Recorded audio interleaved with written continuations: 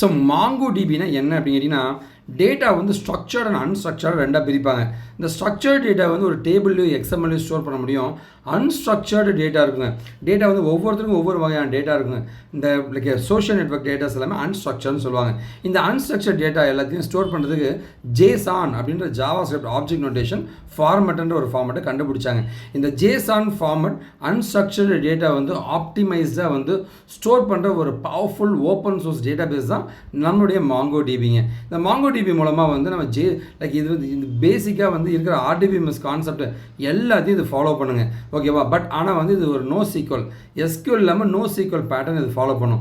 இதுக்குன்னு ஒரு தனி லாங்குவேஜ் SQL லாங்குவேஜ் இருக்கும். அது மூலமாக தான் வந்து டேட்டாவெலாம் நம்ம ரிட்ரீவ் பண்ண முடியும். ரிட்ரீவ் பண்ணுற எல்லா டேட்டாவும் JSON-ஆக இருக்குங்க.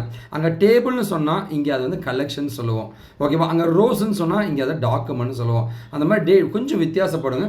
மற்றபடி இது ஒரு டாக்குமெண்ட் ஓரியன்டட் டேட்டா பேஸுங்க.